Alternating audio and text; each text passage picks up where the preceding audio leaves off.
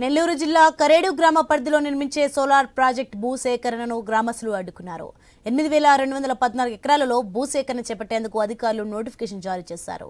తమ భూములు ఇవ్వబోమంటూ స్థానికులు పెద్ద ఎత్తున ఆందోళనకు దిగారు. భూసేకరణ కోసం సర్వేకు వచ్చిన అధికారులపై ప్రజలు తిరగబడుతున్నారు. ఈ భూములలో 3 పంటలు పండిస్తామని, ఇండోసోల్ చేపట్టబోయే సోలార్ ప్రాజెక్టుకు భూములు ఇచ్చేది లేదని తేల్చి చెప్పారు. గ్రామస్తులు చేసిన ఆందోళనకు ప్రతిపక్షాలు, ప్రజా సంఘాలు మద్దతు తెలపడంతో సేవ్ కరేడు పోరాటం మరింత ఉధృతమైంది. కరేడు నుంచి మరింత సమాచారం మా ఐ న్యూస్ ప్రతినిధి సుధాకర్ అందిస్తారు. ప్రస్తుతం మనం నెల్లూరు జిల్లా కరేడు గ్రామంలో ఉన్నాము. ఈ గ్రామ రెవెన్యూ పరిధిలోనే ఇండోసోల్ సంస్థ చేపట్టబోయే సోలార్ ప్రాజెక్టుకు భూసేకరణ అయితే జరుగుతుంది. అయితే రాష్ట్ర ప్రభుత్వం నోటిఫికేషన్ ఇచ్చిన నేపథ్యంలోనే ఇక్కడ రైతాంగం మాత్రం పెద్ద ఎత్తున ఈ ఏదైతే రాష్ట్ర ప్రభుత్వం తీసుకున్న నిర్ణయాన్ని అయితే తీవ్రంగా వ్యతిరేకిస్తుంది. సేవ్ కరేడ్ పేరుతోటి ఈ ఇండోసోల్ సంస్థకు తమ భూములను ఇచ్చేది లేదని చెప్పి రైతులైతే పెద్ద ఎత్తున ఉద్యమాలు చేస్తున్నారు. ఈ నేపథ్యంలోనే ఏదైతే ఇక్కడ స్థానిక రైతాంగం చేస్తున్న ఉద్యమాలకు ఇటు ప్రతిపక్ష పార్టీలతో పాటు ప్రజా సంఘాలు తోడవుతుంతో రోజు రోజుకి అయితే ఈ ఉద్యమం అయితే పెరుగుతుంది. ఎటువంటి పరిస్థితుల్లో ఇండోసోల్ సంస్థకు తమ భూములు ఇచ్చేది లేదని చెప్పి మాత్రం ఇటు రైతులైతే చెప్తున్న పరిస్థితులు. ఈ నేపథ్యంలో ప్రస్తుతం మనం ఇక్కడ స్థానిక ప్రజానీకం ఉన్నారు, వీరితో మాట్లాడే ప్రయత్నం చేద్దాం. సార్, ఈరోజు ఇండోసోల్ సంస్థ చేపట్టబోయే సోలార్ ప్రాజెక్టుకు సంబంధించి భూసేకరణకు పోయి గ్రామస్తులు అయితే పూర్తి స్థాయిలో వ్యతిరేకంగా, ఎందుకు అంతలావని వ్యతిరేకిస్తున్నారు?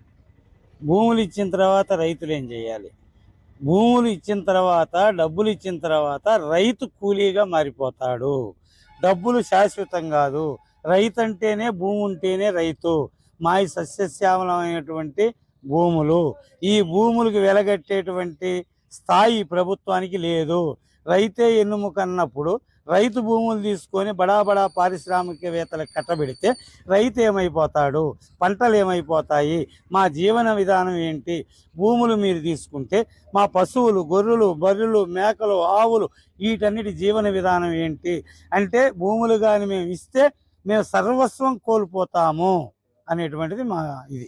అదే మీరు చెప్పండి, ఇప్పటికే రాష్ట్ర ప్రభుత్వం కూడా ఈ ప్రాంతంలో భూములు ఇచ్చేందుకు మాత్రం ఒక నోటిఫికేషన్ అయితే జారీ చేస్తుంది. దీని పట్ల మీరైతే పూర్తి స్థాయిలో వ్యతిరేకిస్తున్నారు. ఎందుకు ప్రధానంగా ప్రభుత్వం తీసుకున్న నిర్ణయం పట్ల మీరు ఎందుకు వ్యతిరేకత? ఎందుకంటే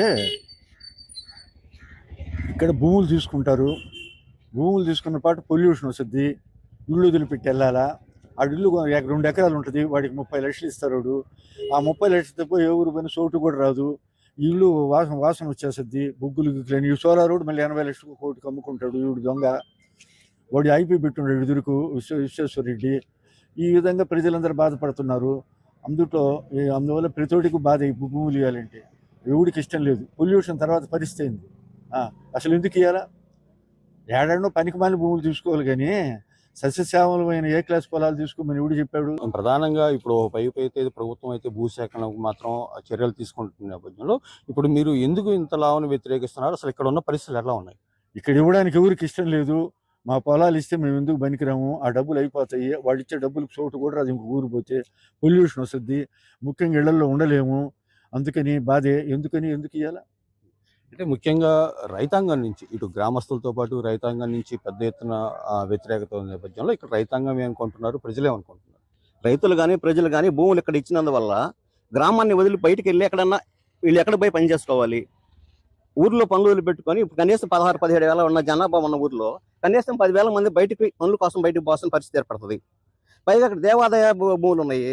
ఆ దేవాదాయ భూములు తీసుకుంటే దేవుడికి దీప నైవేద్యాలకి ఎక్కడి నుంచి డబ్బులు తీసుకురావాలి? ఎండోమెంట్ తీసుకుంటారు.